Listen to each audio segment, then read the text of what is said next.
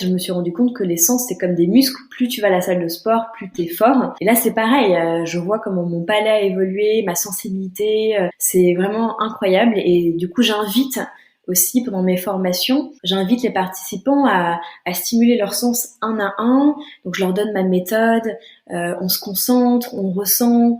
On essaye aussi de mettre des mots, ce qui n'est pas forcément évident. Le vocabulaire fait partie d'un des piliers de l'expertise. L'expertise, je dis toujours que ça s'assoit sur de la concentration, de la stimulation sensorielle, de la mémoire, parce qu'il faut savoir mémoriser ce qu'on ressent, et puis mémoriser aussi les ingrédients pour pouvoir les reconnaître. Et puis, il y a le vocabulaire. Et donc, du coup, j'essaye vraiment d'initier à ces 4 piliers, parce que pour moi, c'est vraiment comme des points cardinaux qui te donnent un cadre pour vraiment évoluer et progresser.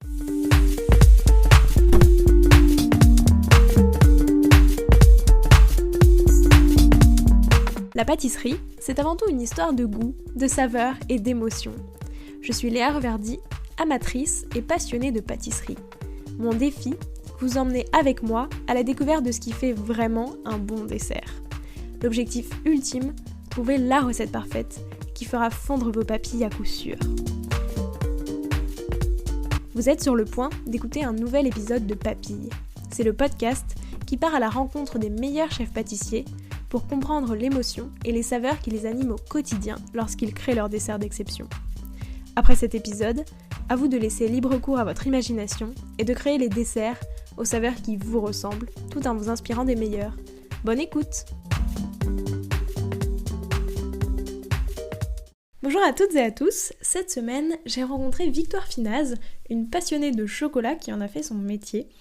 En effet, depuis plus de 15 ans, Victoire est devenue chocologue, c'est-à-dire experte en chocolat et en cacao, et elle va tout vous expliquer. Depuis, elle propose des ateliers de dégustation et a même ouvert sa propre boutique de chocolat, les Carrés Victoire. Dans cet épisode, vous allez entendre comment devenir un expert ou une experte en chocolat. Pour commencer, on vous conseille de déguster à plusieurs et essayer de mettre des mots sur ce que vous ressentez, mais aussi comment utiliser le chocolat en pâtisserie et les faux pas à ne pas commettre. Et enfin, quel chocolat choisir pour quel dessert. Merci beaucoup à Dorothée de Watson Cuisine qui m'a permis de rencontrer Victoire. Et si vous ne savez pas encore ce que c'est que Watson Cuisine, on vous en dit plus dans quelques minutes. Alors bonne écoute. Bonjour Victoire, donc toi t'es chocologue, t'as ta propre marque de chocolat, les Carrés Victoire, on va en parler un peu après, et là l'actualité c'est que tu viens de rejoindre Watson. Déjà, est-ce que tu peux nous expliquer ce que c'est ? Bonjour Léa, écoute, merci de me recevoir sur ce podcast. C'est vrai que dans l'actualité, là il y a Watson qui se lance le 15 mars. C'est une plateforme donc créée par Dorothée et Carole qui sont passionnées de cuisine et qui sont aussi très attentives à bien manger. Et en fait, avec le confinement, on a été vraiment réduits à rester à la maison et devoir énormément cuisiner. Surtout là, avec la fermeture des restaurants, où ça se poursuit en fait. Et elles ont eu l'idée de créer une plateforme qui soit vraiment très conviviale, décomplexée, avec des chefs qui proposent une cuisine comme à la maison. Donc, on livre nos astuces, on livre aussi peut-être des conseils, comment choisir nos ingrédients. Et moi, en ce qui me concerne, comment choisir son chocolat pour cuisiner tel ou tel dessert. Et puis, l'idée, c'est de donner des recettes simples qui s'inscrivent vraiment dans la vie quotidienne. Voilà, donc un goûter, un petit-déj, un déjeuner, un dîner sain. Voilà, donc ça, c'est vraiment l'idée de Watson. Et donc du coup, il y a des lives donc les recettes se font en live, on s'inscrit. Il y a des replays aussi pour avoir accès aux recettes après coup. Et c'est toute une communauté surtout de personnes, je pense, qui portent cette passion pour la nourriture et pour le fait maison et quelque chose de simple en fait. Et donc toi, exactement, qu'est-ce que tu vas faire dans cette aventure ? Tu vas recommander quel chocolat utiliser, etc. Est-ce que tu vas faire d'autres choses ? Moi, je m'occupe de la partie, je vais donner des recettes donc pour des desserts et des goûters. Donc, j'aurai des lives les mercredis vers 15h. Et je m'adresse essentiellement à un public d'enfants. Donc l'idée, c'est que je cuisine avec les parents ou les enfants ou la personne qui les garde ou les grands-mères pour voilà. Enfin moi, tu vois, j'ai des enfants, j'ai 2 filles. Il y en a une qui a 4 ans et demi et c'est vrai que je fais toutes les recettes avec elle depuis qu'elle a 2 ans et qu'elle peut tenir une cuillère. Et en fait, c'est très amusant parce que ils apprennent les ingrédients, ils commencent à goûter aussi les matières premières. Donc je trouve que par rapport à l'éducation du goût, c'est vraiment intéressant de les faire participer. Et puis c'est une activité, donc on s'amuse ensemble, on fait quelque chose ensemble, et puis après on déguste ce qu'on a créé, et je trouve que c'est vraiment, enfin ça apporte énormément de joie en fait. Est-ce qu'il y a une saveur qui t'évoque ta collaboration avec Watson, justement? Je pense que c'est le chocolat 100%, parce que c'est vraiment ça que je vais mettre en lumière chez Watson. Et le chocolat, c'est vraiment la saveur que je préfère au monde, tu vois. Alors, j'adore plein de choses, mais c'est vrai que je peux vraiment pas me passer de chocolat. Et je trouve que t'as pas un seul ingrédient aussi magique que le chocolat. Tu vois, je pense à des fruits que j'adore, je pense à des épices qui embaument mes plats et que j'adore humer, mais c'est vrai que le chocolat, ça reste. Je pense que c'est une dimension en fait. C'est plus qu'un ingrédient, tu vois. C'est vraiment une dimension, je dirais, émotionnelle parce que le chocolat arrive dans ton enfance et est relié à énormément de moments de plaisir, festifs, familiaux. Donc en fait, on charge le chocolat d'énormément d'émotions et plutôt des sentiments positifs. C'est aussi le réconfort, c'est la récompense, c'est la gourmandise, c'est les petites bêtises. Enfin, voilà, c'est plein de choses qui animent la vie et c'est en ça, je trouve que le chocolat, c'est vraiment un ingrédient magique. Non mais c'est vrai, et ça s'utilise partout, à toutes les sauces, si j'ai envie de dire. Alors maintenant, je te propose de revenir un peu sur ton parcours, mais sous le prisme des saveurs. Donc déjà, c'est quoi les saveurs qui ont marqué ton enfance? Est-ce qu'il y a que le chocolat? Autre chose? Pourquoi? Non, il n'y a pas que le chocolat parce que j'ai eu la chance d'être dans une famille où j'avais un père qui cuisinait beaucoup, qui cuisine toujours beaucoup, et donc on a eu beaucoup de plats familiaux, tu vois, les dimanches, donc les pot-au-feu, les os à moelle, les blanquettes, les gratins. Donc il y a plein de choses qui ont façonné mon palais et mes parents avaient vraiment euh, le désir de nous faire découvrir des choses. Ce sont des personnes très ouvertes d'esprit, très cultivées, qui voyagent beaucoup et donc on a toujours eu tout un tas de cuisine en fait à la maison. Je me souviens d'un déjeuner où j'étais revenue chez moi et en fait on avait de la cervelle de veau. Enfin, on avait toujours des trucs. Bon, je t'avoue qu'il y a des choses que j'aime plus ou moins, mais c'est vrai qu'on a toujours été éduqués à aimer tout, goûter de tout dans tous les cas, et apprendre à aimer. Donc moi, si tu veux, il y a des choses que j'aime pas trop, mais quand j'étais invitée, bah j'aimais. Tu vois, je mangeais, je disais rien, et en fait, c'est pas si mal parce que ça force à la découverte et à l'éducation du goût, à la stimulation des papilles. Et en fait, ça reste une bonne formation. Donc, il y a plein de saveurs comme ça qui ont bercé mon enfance. Mais c'est vrai que pour le sucré, autant, tu vois, j'étais pas fan de bonbons, j'étais pas une fan de vanille, mais le chocolat, en revanche, j'en mangeais en cachette dans ma chambre, tu vois. C'était vraiment un truc de dingue. Et c'est quoi ton plus beau souvenir gustatif? Il y a quelque chose que j'adorais, c'est vraiment les chocolats chauds. Je pense que c'est une boisson, en fait, elle émane tellement des fluves. Tu vois, c'est tellement parfumé quand t'arrives et quelqu'un cuisine un chocolat chaud. Je pensais à ma grand-mère au moment de Noël, tu vois, c'est des moments. Quand j'étais petite, je ne mangeais pas encore de foie gras. Bah, moi, j'attendais ma brioche avec le chocolat chaud, quoi. Et puis ça sentait partout, partout dans la maison. On détectait à plusieurs mètres. Et bon, tu vois, je suis très sensorielle. Et en fait, je me rends compte que dans ma vie, j'étais marquée par des odeurs. Ouais, et puis en plus, comme tu disais, le chocolat chaud, souvent, c'est associé à des moments très précis. Tu vois, quand il fait froid, t'es devant ta cheminée avec un petit chocolat chaud, ce genre de choses. C'est tout un moment, je trouve, qui va avec. Et est-ce qu'il y a une saveur qui t'évoque la création des carrés Victoire? Alors le chocolat, bien sûr, mais par exemple, je sais pas, quel est le premier chocolat que t'as créé, enfin, à quel goût il avait, tu vois, pour les carrés Victoire? C'est le citron. Parce que parce qu'en fait, le citron me fascine. C'est pas du tout un ingrédient que j'aime déguster brut. Tu vois, c'est trop acide pour moi et je suis assez sensible à l'acidité. Mais en revanche, la tarte au citron, c'est un de mes desserts préférés. Et je me souviens très bien quand j'ai commencé à créer mes chocolats.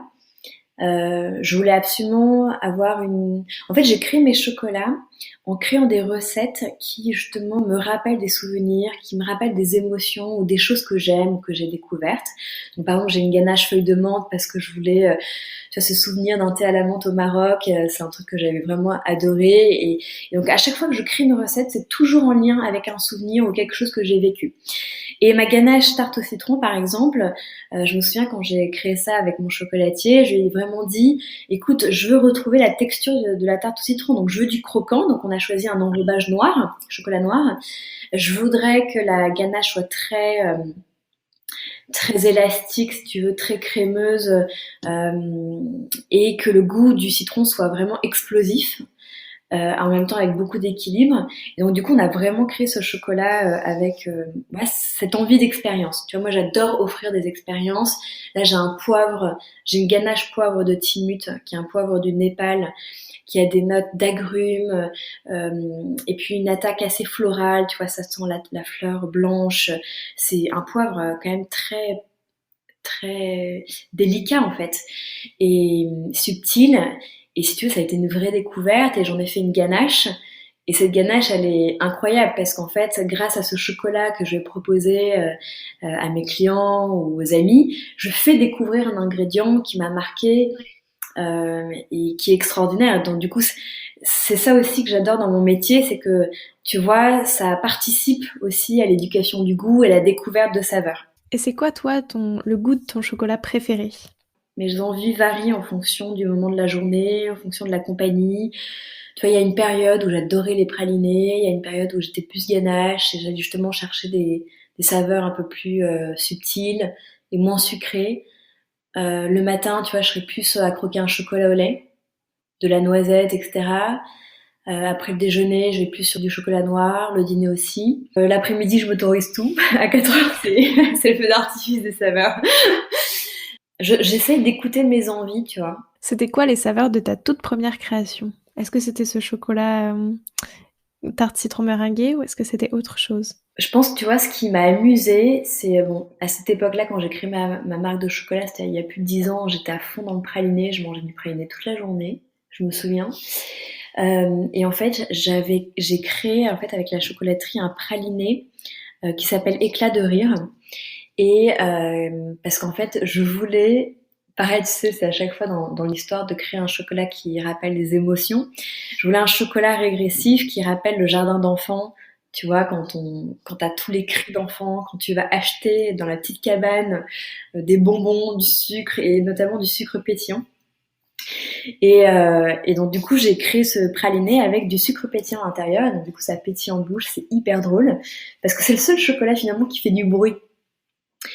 Et tu vois, comme je suis très sensorielle, j'aime bien ce côté un peu holistique du chocolat qui finalement va stimuler tous tes sens. Et là, c'est le cas. Et donc voilà, c'est un chocolat qui m'amuse énormément et je le propose toujours dans mes dégustations, dans mes formations, parce qu'en fait, il surprend, tu vois, on l'attend pas du tout. Et, et ouais, et les personnes limite se touchent les oreilles en disant «Ah, mais il y a du bruit dans ma tête!»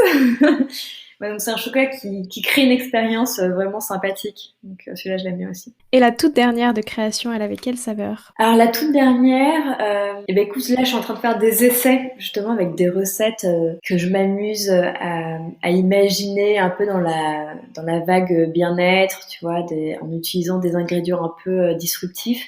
Et là j'ai fait une ganache avocat banane. Bon, je te dis pas que c'est un succès en l'état, parce que voilà, je pense qu'il y a du potentiel, mais voilà, c'est pas encore tout à fait abouti. Mais voilà, tu vois, parfois j'ai des idées un peu comme ça et je tente de créer des choses qui apportent de la texture, du goût, une expérience amusante. Et comment est-ce que ça t'est venu de marier banane et avocat? Tu vois, d'utiliser l'avocat. Je m'intéresse beaucoup à la diététique du cacao, du chocolat et de manière générale. Et en fait, j'étais assez intéressée par tous les bienfaits de l'avocat et de la banane. Notamment, tu vois, pour une pause au goûter, en fait, on a des pics hormonales tout au long de la journée. Et c'est vrai qu'à 16 heures, on a un pic d'insuline qui est naturel. Et en fait, c'est le moment qui est vraiment très favorable pour manger du chocolat ou manger des fruits ou quelque chose de sucré. beaucoup plus qu'après un repas, en fait. Bon, un carré de chocolat après un repas, ça, c'est tout à fait concevable et le bienvenu. Mais en tous les cas, c'est vrai qu'on dit souvent que les fruits créent une fermentation qui est pas forcément très bonne pour la digestion. Et donc voilà, donc 16 heures, c'est vraiment le moment idéal. Et donc, tu vois, en ayant ça en tête, je m'étais dit, tiens, pourquoi pas créer un chocolat un peu goûté, voilà. Ouais. Et voilà, et c'est vrai que on était parti un petit peu sur ces idées-là avec mon équipe et on fait des essais. Je te dirai quand ça sera finalisé et bon. Et pour terminer cette première partie, c'est quoi pour toi la pâtisserie ou la chocologie? La pâtisserie et la chocologie, Ouais, qu'est-ce que c'est pour toi? Ça représente quoi? pour moi, c'est vraiment deux choses différentes parce que la chocologie, si tu veux, c'est le métier que j'essaye de développer depuis plus de 15 ans autour de la connaissance du chocolat, la dégustation, la stimulation des sens et aussi tous les accords qu'on peut faire avec le chocolat. Donc ça peut être avec le vin spiritueux, le café, le thé, enfin prendre en fait le chocolat et sa dégustation de manière très globale. Et la chocologie est très inspirée en fait de l'œnologie. Aussi, c'est un clin d'œil à mes études de psychologie où en fait j'ai fait ma thèse de psycho sur l'expertise en chocolat. Donc j'ai étudié l'analyse sensorielle, la dégustation. Et c'est vrai que en fait la dégustation de chocolat m'a passionnée. Et, tu vois, ça faisait vraiment écho, je pense, à quelque chose de ma personnalité, en tout cas de mon fonctionnement très sensoriel dont je te parlais. Et en fait, je me suis dit, mais il faut absolument que je fasse un métier avec du sensoriel. Donc, que ce soit le chocolat, le parfum, il fallait que je sois dans du sensoriel, que je fasse marcher mes sens et que je les développe.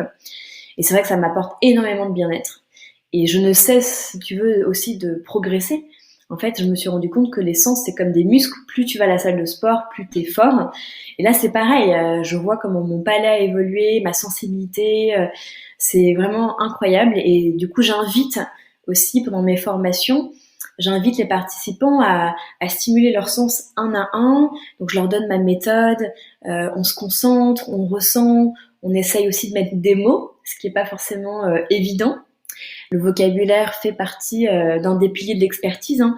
L'expertise, je dis toujours que ça s'assoit sur de la concentration, de la stimulation sensorielle, de la mémoire, parce qu'il faut savoir mémoriser ce qu'on ressent, et puis mémoriser aussi les ingrédients pour pouvoir les reconnaître. Sinon, il n'y a pas de reconnaissance possible. Et puis, il y a le vocabulaire.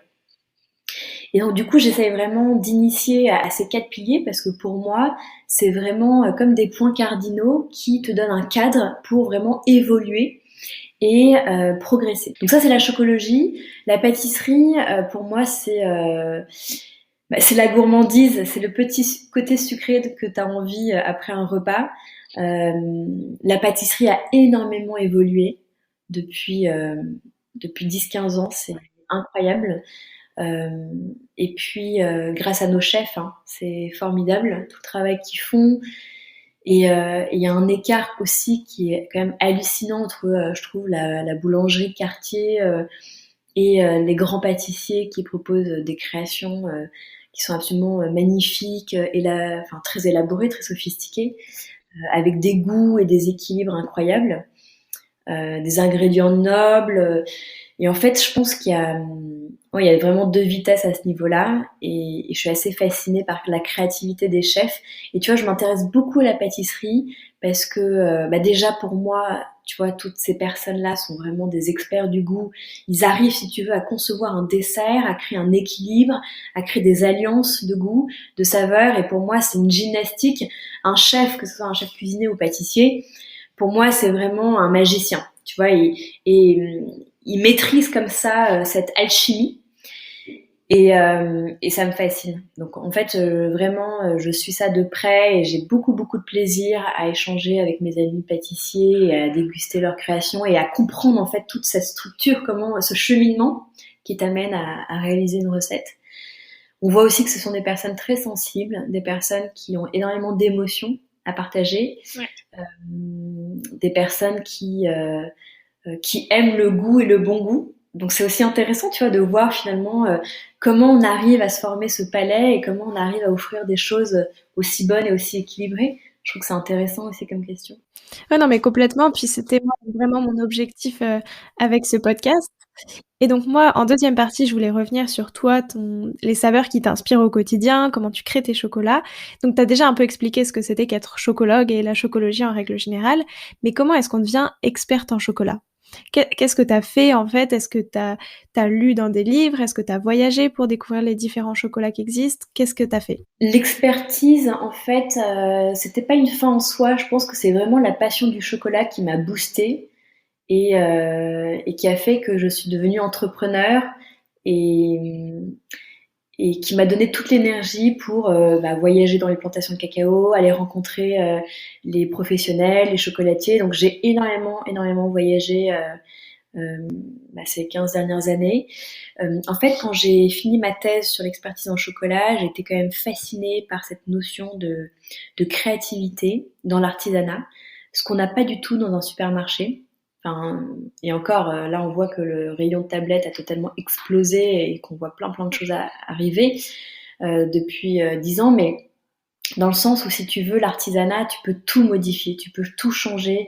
C'est une créativité qui est infinie. Et ça, en fait, tu vois, avant, je mangeais du Côte d'Or et je mangeais des tablettes voilà, de supermarché. Aujourd'hui, j'ai vraiment du mal parce que je suis plus tout satisfaite du goût chocolat qu'ils offrent. Et je préfère vraiment mettre mon argent dans des bons chocolats et en manger moins, mais me faire plaisir. Mais si tu veux, c'est ouais, en fait, cette thèse m'a donné vraiment envie d'aller à la découverte des chocolatiers, des artisans, de découvrir leur personnalité et de comprendre à travers leur personnalité, leur cheminement, leur parcours, leur histoire, pourquoi ils créent des chocolats comme ça. Et en fait, je me rends compte que tous les chocolats sont différents. Parce qu'en fait, chaque chocolatier raconte une histoire à travers ses créations, s'exprime comme un artiste en fait. Et en fait, c'est ça vraiment qui m'a fascinée. Tu vois, ce qui m'a fascinée, c'est la rencontre humaine, c'est ces expériences, ces échanges. Et je m'en lasse pas. Et en fait, que je sois avec un planteur ou un chocolatier ou un apprenti, tu vois, je trouve que c'est toujours fascinant de voir un peu leur démarche et comprendre leur métier. Et l'expertise, si tu veux, est venue vraiment. Déjà, ça vient avec les années qui découlent, hein, parce que moi, je vois à quel point j'ai progressé depuis le début. C'est incroyable, si tu veux. C'est plus tu stimules tes sens, plus tu deviens beaucoup plus fin. Euh, donc voilà, il faut vraiment s'exercer tous les jours. Et puis, tu ne peux pas apprendre seul. C'est très important d'être avec quelqu'un parce que la personne va jouer un rôle de miroir. On va déguster ensemble, on va trouver un consensus. Chacun va mettre des mots, parfois pour décrire une même sensation, parfois pour apporter une nouvelle notion.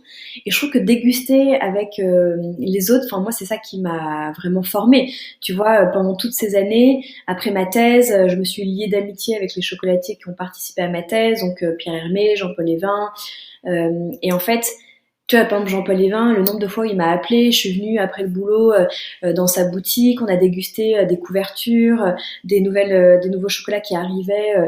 Et en fait, c'est en dégustant, en parlant ensemble, en prenant des notes, que j'ai vraiment appris, si tu veux, à stimuler mes sens, à décrire mes sens, à décrire mes sensations, pardon, et puis à développer mon vocabulaire. C'est vrai que moi j'ai toujours été fascinée, tu sais, quand j'entends un onologue parler d'un vin, c'est comme un poème. Et bah tu vois, je me suis toujours dit, mais j'aimerais parler du chocolat comme ça. J'aimerais vraiment faire rêver les gens, leur donner envie de déguster ce chocolat et mettre des jolis mots. Ouais, c'est ça. Donc vraiment après, pour découvrir et pour arriver à distinguer, tu vois, les différences de goût aussi entre un chocolat pur, hein, entre un chocolat qui vient de l'Équateur et un chocolat du Venezuela, c'est vraiment en goûtant et en arrivant à mettre des mots dessus, en prenant des notes, etc. Toi, c'est comme ça que tu as réussi petit à petit. Surtout que ce qui est intéressant, c'est que en effet, quand tu goûtes un chocolat d'Équateur, de Madagascar, d'Afrique, ils ont tous des goûts différents. Et en fait, cette notion de terroir, cette notion, si tu veux, de mélodie aromatique qu'on a dans le vin hein, et que nous Français on connaît parce que ça pousse sous nos pieds. En fait, tu l'as aussi avec le chocolat, mais c'est assez nouveau. Donc en fait, on a été très habitués, on est formé par ce goût de supermarché qui font des blends, des assemblages et qui offrent un goût du chocolat assez standard. Et en fait, il existe des typicités qui sont incroyables. Il y a des chocolats qui ont des notes de mie de pain, de céréales, de noisettes, de fruits, d'agrumes. Tout ça, c'est naturel. On n'a rien à rajouter dans ces chocolats. Et en fait, c'est vraiment tu vois, la notion de terroir, la typologie, la variété de l'arbre, du cacaoyer qui donne cette typicité aromatique. Et moi, c'est ce qui me fascine, si tu veux, c'est d'aller découvrir des cacaos, des chocolats qui ont des goûts assez incroyables et qui t'offrent une vraie expérience aromatique, en fait. Ouais, complètement. Et justement, le chocolat, c'est quand même un plaisir coupable pour beaucoup de gens. Mais dans ton livre Super Chocolat, on n'en a pas encore beaucoup parlé, mais donc tu as écrit un livre aussi où tu expliques aussi justement toute l'origine du chocolat, ce genre de choses. Et t'expliques qu'il y a une véritable manière de le déguster. Donc là, par exemple, c'est quoi la première chose à laquelle il faut faire attention quand on déguste un chocolat? Je livre ma méthode d'analyse sensorielle dans ce livre. C'est un livre que j'ai écrit à la base, si tu veux, Mango Édition voulait que j'écrive un livre de recettes avec des recettes assez faciles autour du chocolat, ce que j'ai fait, hein, j'ai répondu au brief, mais je leur ai dit, écoutez, moi je suis chocologue, il est hors de question que je parle pas de mon métier dans ce livre, et j'ai vraiment voulu, si tu veux, livrer énormément de choses qui répondent à des questions qu'on me pose sans arrêt pendant mes ateliers de dégustation. Donc en effet, tu as toute la démarche d'analyse sensorielle, tu as aussi la notion que tu évoquais au début, comment tu peux te faire plaisir en gardant la ligne, en te faisant du bien. Et c'est vrai que ça, je creuse cette notion de diététique en ce moment avec un nutritionniste et on prépare un deuxième livre sur ce thème-là, parce que je trouve que c'est un thème très important. C'est vrai que, comme tu te disais, il y en a beaucoup qui dégustent du chocolat avec culpabilité. Alors déjà, la première chose, justement, pour ôter cette culpabilité, déguster et manger, pour moi, c'est pas la même chose. Donc, déguster, ça veut dire que déjà, on va se concentrer. Et puis, on va se dire, tiens, je suis en train de déguster un bon chocolat. Qu'est-ce qu'il me raconte? Je vais le regarder, je vais regarder sa belle couleur. Je sais qu'une fève de cacao, ça a une couleur plutôt violacée au départ. Elle va brunir avec la fermentation et le séchage et la torréfaction. Mais il ne faut pas que le chocolat soit noir. S'il est noir, c'est-à-dire que les fèves ont été brûlées, par définition. Donc, je vais être attentif à cette couleur du chocolat. Moi, j'aime bien les couleurs bien marron, acajou, avec des reflets rouges, jaunâtres. Ensuite, je vais sentir ce chocolat. Parfois, le chocolat, il sent pas grand-chose, et pourtant, quand tu le croques, c'est l'explosion aromatique. Donc, c'est pas forcément un critère de qualité si ça sent ou ça sent pas. Dans tous les cas, si ça sent mauvais, là, c'est qu'il y a des problèmes. Donc, tu vois, si jamais ça sent le brûlé, si jamais ça sent la vanille, si ça sent le sucre, je me dis, il y a des petits soucis. Donc tu vois, il y a la couleur, l'odeur. Après, on peut casser la tablette, le carreau, et comme ça, on va écouter ce son. Est-ce qu'il est aigu? Est-ce qu'il est sourd? Est-ce que le chocolat s'effrite? Dans ces cas-là, il y a eu un problème de tempérage et de cristallisation. Ou est-ce que ce chocolat se casse net et dégage un bon son? Donc voilà, on peut regarder la casse. Et après, quand on le met en bouche, il y a deux choses. Il y a la texture et il y a le goût. Donc au niveau de la texture, tu vois, moi je suis assez sensible à ce côté harmonieux. Moi j'aime bien quand ça fond de manière homogène, quand c'est assez lisse. On peut avoir une sensation de fraîcheur parfois, même avec du chocolat au lait. Et puis c'est vrai que les textures un peu granuleuses, ça me déplaît assez. Sauf si c'est fait exprès, tu vois. T'as des chocolats italiens où ils conchent très très peu et t'as une mâche et c'est l'expérience qui veut ça. Et après au niveau du goût, c'est vrai que moi j'ai tendance, tu vois, mais c'est peut-être la déformation professionnelle, à regarder les défauts du chocolat en premier. Donc tu vois, quand j'ai un chocolat en bouche, je dis ok, est-ce qu'il est brûlé? Non, ça va. Est-ce qu'il sent la vanille? Non, ça va. Est-ce qu'il y a un défaut quelconque, tu vois, un petit goût alcoolique, quelque chose qui resterait de la fermentation qui a été mal fait ou voilà. Quand j'élimine tous ces défauts-là qui sont assez désagréables, je me dis, je peux commencer à savourer et là, je rentre dans la complexité aromatique du chocolat. J'essaie de voir un peu la mélodie aromatique, l'attaque, le développement en fin de bouche, qu'est-ce qui reste, est-ce qu'il est bon, long en bouche. Et voilà, et je savoure, tu vois, je me laisse porter par tous ces arômes qui sont souvent éphémères, donc j'ai toujours un petit papier, enfin voilà, si je dois donner un compte rendu, j'ai toujours un petit papier, mais sinon je me laisse porter, tu vois, je me laisse porter par ce plaisir gustatif. Et quand on le travaille, alors, à quoi est-ce qu'il faut être vigilant? Ouais, moi je regarde la fonte, c'est vrai que je suis assez sensible quand je cuisine, quand on fait des chocolats à la chocolaterie, c'est vrai qu'un chocolat qui a une belle fonte, qui est homogène, qui a une belle brillance, pour moi c'est assez important. Euh, et ce côté homogène, en fait, ça me plaît vraiment. Tu vois, donc la texture, je vais être quand même assez sensible à la texture. Et justement, tu vois, Enfin, il y a des chocolats avec lesquels j'adore pâtisser parce que, bon, déjà, il faut toujours faire fondre le chocolat à basse température. Il faut être assez patient parce que si jamais on brusque, tout de suite, on va désolidariser le beurre de cacao et là, c'est très très dur pour continuer à pâtisser avec. Et donc du coup voilà, il faut prendre soin du chocolat, c'est quand même quelque chose de fragile. Et donc du coup je le fais fondre à basse température et j'apprécie, tu vois, ce côté vraiment très fondant, très très lisse. Et voilà, je sais pas si je vais donner des marques là, mais c'est vrai que j'ai des chocolats assez coup de cœur avec lesquels j'aime bien, avec moi j'aime bien pâtisser. Et bien sûr, tu vois, un chocolat au lait et un chocolat noir, ça se travaille pas du tout de la même manière quand on pâtisse, mais est-ce que tous les chocolats noirs se travaillent de la même manière pour le coup? Je trouve que chaque chocolat a sa texture, sa fonte. Euh, Son goût, tu vois, c'est vrai que par exemple le chocolat que j'utilise pour enrober mes chocolats, le chocolat que j'ai utilisé pour mes tablettes, pour les ganaches, c'est pas du tout les mêmes en fait. Parce que tu vois, ils ont tous une personnalité aromatique qui fait que tu les associes pas avec les mêmes choses. Donc tu vois, même dans mes recettes, quand je fais une mousse au chocolat ou quand je fais un fondant ou un brownie, je n'utilise pas les mêmes chocolats parce qu'en fait, dans une mousse, moi j'aime bien qui est un petit peu de fraîcheur, d'acidité, parce que je trouve que c'est sympa. Et donc du coup, je vais utiliser par exemple un chocolat un peu plus fruité, alors que dans un brownie, il me faut un chocolat au contraire très neutre, très végétal, très très linéaire, euh, parce que ça doit juste être gourmand et on doit sentir les fruits secs, etc. Donc tu vois, aussi bien dans des recettes de bonbons de chocolat ou des recettes de dessert, je trouve que le choix du chocolat est important. Tu vois, j'ai des amis chefs qui s'étaient amusés à pâtisser avec des chocolats fumés. Moi, j'adore ça. C'est pas le cas de tout le monde, mais c'est vrai que euh, j'adore ce côté un peu tabac dans le chocolat. Je trouve que c'est vraiment sympa. Et t'as des desserts. Enfin, tu vois, je pense à un dessert que j'ai goûté récemment avec une alliance avec des algues, avec un côté très végétal et le fumé rehaussé donnait une vraie expérience en fait un peu brute, tu vois, que j'avais bien aimé. Donc voilà, il y a des chefs qui sont vraiment dans une démarche, si tu veux, de choisir un type de chocolat pour aller avec un type de dessert. Et je trouve que c'est vachement bien. Ouais, c'est ça, et c'est ce que j'allais dire, par exemple, enfin, même pour les carrés Victoire, quand t'as créé, enfin, t'as développé plusieurs types de chocolat, tu vois, il y en a avec une ganache thé au jasmin, etc. Comment est-ce que tu sais avec quel chocolat t'associes? Justement, est-ce que tu fais ce truc floral avec... Tu vois, comme un chef, quand lui cuisine et il a des intuitions, il dit bah tiens, je vais marier ça et ça, et puis je vais mettre tant de pincées de perlimpinpin. Et bon bah tu vois, moi quand je crée un chocolat, je dis ok, bon là on va partir plutôt sur du lait, parce que par exemple, typiquement le jasmin, c'est tellement subtil que moi je l'aime avec le lait.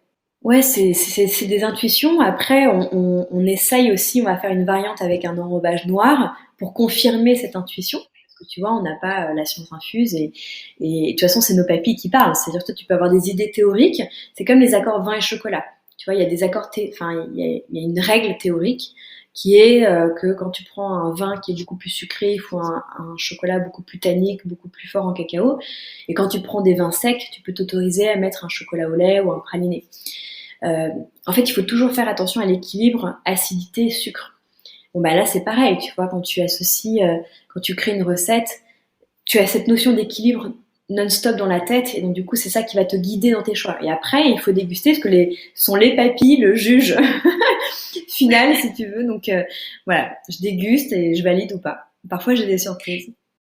Et justement, comment est-ce que tu fais, enfin, tu choisis une différence entre du chocolat noir et du chocolat au lait. En fait, là, tu vois, par exemple, je sais pas si juste en deux mots, tu devais dire un peu les spécificités du chocolat au lait, les spécificités du chocolat noir. Pourquoi est-ce que ça sera mieux d'utiliser du chocolat noir parfois? Pourquoi plutôt du lait? Ouais, totalement, mais tu vois, il y a plein de recettes où j'utilise les deux. Par exemple, dans mes cookies, si je mets des pépites de chocolat, je mets les deux. Moitié-moitié. Dans le brownie, je mets les deux. Tu vois, j'aime bien quand le brownie il est doux, quand il y a un côté un peu, il serait qu'il y a un côté un peu plus crémeux dans le chocolat au lait que j'adore. Et donc du coup, j'hésite pas à en mettre. Après, moi, j'utilise un chocolat au lait assez fort en cacao, tu vois, et c'est toujours au-dessus de 45%. Donc, tu vois, en supermarché, ça tourne autour de 30%. Donc moi, je suis toujours sur des chocolats au lait qui ont du goût. Donc là, on est sur des notes, tu vois, de biscuits, un petit peu plus cacaoté, de caramel cuit, un peu de carambar. Donc c'est des chocolats au lait qui sont vraiment trop trop bons. Je suis moins chocolat au lait lacteux, tu vois. Quand ça sent la vache, moi je supporte pas. Donc c'est vrai que j'ai tendance à prendre du chocolat au lait plutôt fort en cacao. Et après, même quand je cuisine, je prends pas du chocolat 70%, hein, je cuisine avec du 60, 65. Je trouve que dans la cuisine, tu vois, il faut que ça reste doux et agréable. En revanche, je mets du gruyère de cacao, je vais mettre des pépites 100%. Quand j'ai envie de rehausser, par exemple, tu vois, je peux faire une mousse au chocolat avec du 64%, et puis après je mets des pépites 100%, pour avoir un côté un petit peu plus amer quand tu croques enfin, tu dégustes ta mousse et que tu as un côté un peu croquant. Ça j'aime bien. Tu vois, cette alliance-là, j'aime bien. Ouais, c'est ça, on peut complètement associer plusieurs chocolats pour prendre les spécificités de chacun et avoir une recette avec, comme tu l'as dit, de l'amertume et tout. Tellement, tu vois, moi, le chocolat au lait, en fait, il se déguste pas du tout de la même façon que le noir. Le chocolat au lait, il est crémeux, t'as envie de le faire fondre. Donc, en fait, t'as envie qu'il nappe ton palais. Donc, tu le mets en bouche, tu vas le coller au palais, tu vas le sucer, tu vas le faire fondre. C'est un peu comme le praliné, quoi. Ça nappe le palais. Le chocolat noir, on est beaucoup plus sur la notion d'épices. C'est-à-dire qu'en fait, c'est quelque chose que tu vas croquer, tu vas être à la recherche d'une saveur, d'une force cacaotée.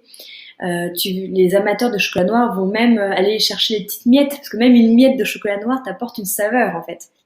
Et donc voilà, c'est pas du tout la même façon de le déguster et d'apprécier le cacao. Et comment est-ce que toi tu préfères l'utiliser? Est-ce que tu préfères utiliser le chocolat quand tu crées des tablettes, quand tu crées des chocolats individuels comme ça à manger, des pâtes à tartiner, des moelleux, enfin je sais pas. Moi, le chocolat, je préfère le déguster. Euh, et, et quand je l'utilise, écoute, j'ai énormément de plaisir à travailler cette matière, hein, tu sais, franchement, j'aime l'utiliser pour plein de choses. Pareil, tu vois, ça répond à mes envies. Selon les week-ends, les soirées, je me dis, tiens, j'ai envie de me faire une petite mousse ce soir, ou j'ai envie de faire un brownie, ou j'ai envie juste d'avoir un carré de chocolat. C'est, voilà, ça dépend de mes envies, de mes humeurs et de ma flemme, de mon courage.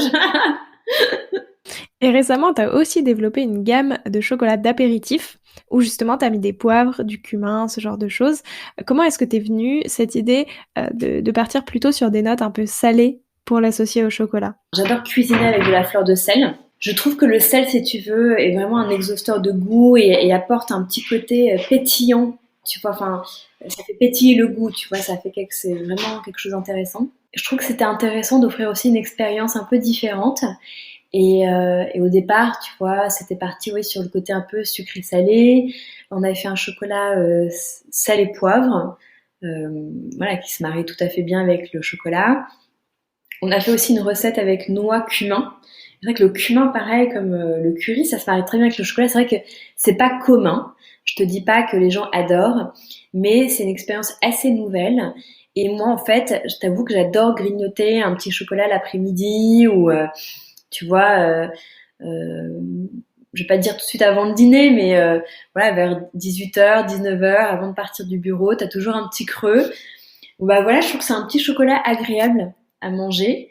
Et, euh, et de toutes les façons, tu vois, chocolat et poivre. En fait, c'est parti aussi de cette idée, parce que moi, j'utilise beaucoup les poivres dans mes chocolats. Et en fait, je me suis dit, tiens, pourquoi pas prendre juste un petit palais de chocolat, sans fourrage, donc sans ganache, le plus pur possible, et mettre un petit peu de poivre, mettre des épices. Et en fait, ces expériences-là ont été vraiment, au niveau aromatique et au niveau du moment de dégustation, c'était assez intéressant. Et du coup, hormis le chocolat, quel est l'ingrédient que t'aimes beaucoup travailler? Je pense que ça serait la vanille. Je trouve que c'est assez fascinant d'aller ouvrir une gousse, de voir à quel point ça aromatise une crème pâtissière ou Puis c'est un peu l'alter ego du chocolat quand même. aussi. Mais bizarrement, tu vois, j'utilise rarement la vanille dans le chocolat. J'utilise la vanille pour des crèmes brûlées, pour des crèmes montées, des crèmes fruitées.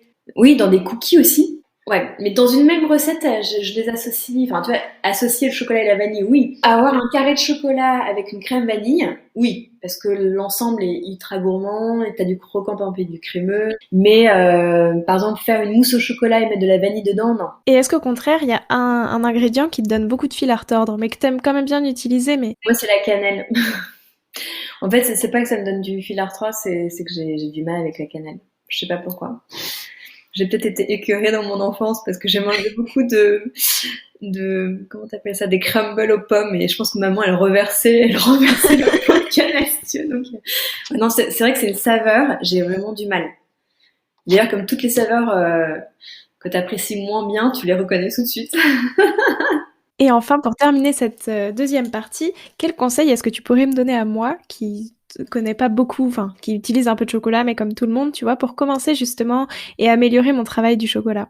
Moi, le conseil que je donnerais à toute personne qui aime le chocolat, c'est déjà d'aller découvrir des chocolats aromatiques, c'est-à-dire des chocolats plus fins, plus haut de gamme.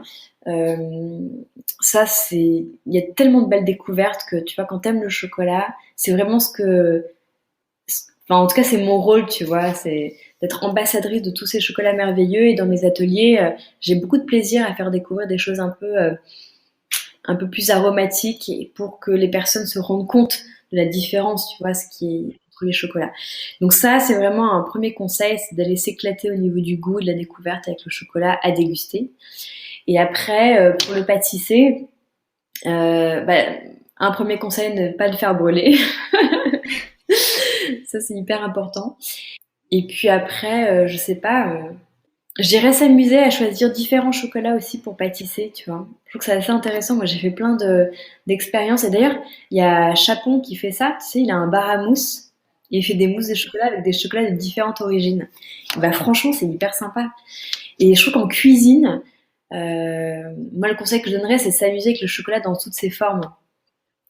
C'est vraiment sympa, tu vois, de pouvoir l'utiliser en tant que en poudre, en chocolat à cuire ou à fondre, en gruée. Je trouve qu'il y a plein de choses à faire en fait. Ouais, puis on connaît pas assez, enfin, surtout quand on est amateur, souvent c'est ça, c'est des tablettes assez classiques, qui ont un seul goût, comme tu l'as dit tout à l'heure, et on voit pas toutes les spécificités et ce que ça peut donner derrière. Exactement. Après, tu vois, quand on sait pas trop où on va, moi je déconseille d'acheter du chocolat bio à pâtisser parce que je trouve qu'il est vraiment trop fort en goût et il n'est pas du tout adapté au dessert. Tu vois, je te disais un bon dessert chocolat quand tu veux vraiment que les gens aiment, il faut juste que c'est un bon goût de chocolat gourmand, tu vois. Donc tu vas pas aller chercher forcément une typicité. Et pareil, tu vois, tu manges pas un brownie comme tu manges une mousse au chocolat. La mousse au chocolat, tu vas la déguster, c'est en petits pots. Et donc, du coup, moi, je m'amuse à faire des mousses au chocolat avec un chocolat très typique. Et donc, du coup, les gens se disent, ah, mais c'est dingue le goût de la mousse. Mais voilà, pour un brownie, il faut pas le faire. Donc, ça dépend vraiment des recettes. Et tu vois, dans mon livre, d'ailleurs, j'ai à cœur d'orienter la personne qui fait les recettes sur là, vous pouvez prendre tel type de chocolat, là, n'hésitez pas à acheter ça, là, il faut prendre un truc basique, hein, vous amusez pas à prendre du 80%, ça va pas du tout aller. Donc, c'est vrai que pour chaque recette, je vais donner comme ça des conseils d'utilisation d'un type de chocolat. Ah non, mais effectivement, ça donne envie de tester plein de chocolats. Écoute, maintenant, en troisième partie, je te propose de te prêter au jeu du questionnaire de Proust des saveurs. Donc, première question, si déjà tu ne devais plus utiliser qu'un seul type de chocolat pour le reste de tes créations, ce serait lequel? Ça, c'est une question qui est trop dure et méchante. Moi, je pense que j'utiliserais un chocolat qui est plutôt fruité. C'est quoi le dessert que tu fais tout le temps quand t'es invité à manger chez quelqu'un? Quand j'amène le dessert, j'apporte un fondant, un moelleux, enfin un mi-cuit, tu vois, bien coulant au milieu. Et quand je reçois, moi j'aime bien faire la mousse au chocolat. Est-ce qu'il y a un pâtissier ou une pâtissière avec qui t'aimerais bien créer un dessert à quatre mains? Il y en a plein, j'ai plein de noms là qui défilent, tu vois, comme des espèces de petites roulettes. Enfin moi, il y a une personne qui me fascine euh, de par son parcours, sa personnalité, sa créativité. C'est Nina Métayer. Et donc du coup, je pense que ça m'amuserait beaucoup de faire quelque chose avec elle. En plus, elle travaille beaucoup le chocolat. Là, pour Pâques, j'ai vu sa création qui est superbe. Oui, le bourgeon est magnifique. Et si tu devais créer un nouveau chocolat pour les Carré Victoire, qu'aurait des saveurs complètement inattendues, tu l'associerais avec quoi? En fait, moi, ce que j'aimerais bien expérimenter, c'est En fait, c'est ça, c'est l'alliance un peu sucré-salé. Là, on a une barre gourmande qui est nouvelle chez nous, qui est en fait une barre de... En fait, ce que j'essaye de développer en ce moment, c'est beaucoup l'offre grignotage. C'est-à-dire se dire, bah voilà, je veux manger un chocolat, soit je croque une tablette, soit je prends une ganache ou un praliné, mais parfois j'ai juste envie d'avoir une tablette un peu plus gourmande. Donc ça peut être avec un fourrage praliné ou là, la nouvelle barre qu'on vient de faire, c'était une barre avec des petits morceaux de praliné avec des noix de cajou salées. Et c'est une barre de chocolat avec un mélange de chocolat au lait et de chocolat noir. Donc ça va te parler. Et en fait, cette barre, bon, elle est totalement addictive. J'adore le côté chocolat au lait, chocolat noir, le côté salé, et de mettre de la noix de cajou, tu vois, brute comme ça, avec des petits morceaux de praliné qui sont hyper gourmands. Et donc moi, j'aimerais beaucoup travailler le praliné pistache. La pistache, j'adore ça. J'ai pas vraiment de recette à la pistache en ce moment, et donc c'est quelque chose, voilà, sur lequel je me penche. Et maintenant, j'ai 5 dernières questions. Plutôt cookie ou moelleux au chocolat? Les deux. Je vais te dire moelleux au chocolat. Bien coulant, cœur coulant. Chocolat du Venezuela ou chocolat de l'Équateur? Venezuela. Alliance fruitée ou florale? Les chocolats d'Équateur, là, le national, il est très floral, c'est absolument sublime, mais c'est assez rare. Écoute, moi, de toute façon, je craque pour le chocolat fruité. Enfin, tu vois, un chocolat qui a des notes fruitées à l'intérieur, vraiment, ça me plaît beaucoup. Plutôt tablette ou pâte à tartiner? Tablette. Ça, c'est mon quotidien. Et enfin, Noël ou Pâques? Je vais te répondre Pâques, alors que je vends beaucoup plus de chocolat à Noël. Mais personnellement, justement, comme je travaille comme une folle à Noël, je savoure beaucoup plus les fêtes de Pâques. Et je m'amuse à courir avec mes enfants dans le jardin. Et ça, c'est quelque chose que je fais pas à Noël. Et je pense que je préfère ces moments-là. Et quand tu vas chercher ton chocolat dans le jardin, c'est tellement magique. Bah écoute, merci beaucoup Victoire. Ça m'a fait très plaisir de découvrir un peu le chocolat justement plus en détail. Et surtout que j'avais pas encore fait d'épisode avec de chocolatier précisément. Donc là, c'était très intéressant. Et du coup, si tu devais me recommander un chocolat, tu vois, d'une origine particulière, ce serait lequel? Je pense que ça serait intéressant. Tu vois, je te parle beaucoup de ce chocolat fruité que j'apprécie beaucoup. Et en fait, c'est un chocolat assez typique de Madagascar. Alors à Madagascar, il y a plein de types de chocolat, tu vois, il n'y a pas forcément du chocolat avec des notes d'agrumes. Mais en tous les cas, t'as pas mal notamment dans la vallée de Sombirano, t'as pas mal de chocolats comme ça qui ont des typicités avec des agrumes, de la groseille, des fruits confits. Et je trouve que c'est un chocolat qui est délicat, qui est élégant, qui est parfumé. Et voilà, pour une personne qui voudrait déguster quelque chose d'un peu différent de ce qu'il trouve en supermarché, je trouve que c'est vraiment une porte d'entrée à une expérience nouvelle. Bah super, merci beaucoup pour ton temps et pour tout ce que tu m'as appris. Merci à toi Léa pour cet échange. J'espère que cet épisode vous a plu, ça vous fait désormais une belle excuse pour déguster du chocolat tous les jours. Et nous on se retrouve la semaine prochaine en compagnie de Linda Vongdara.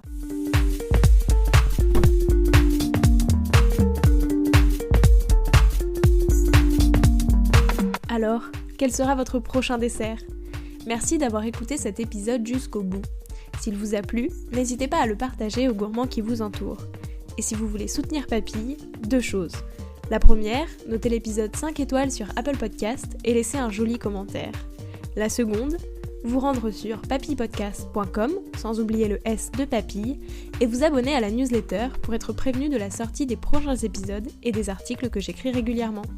À bientôt!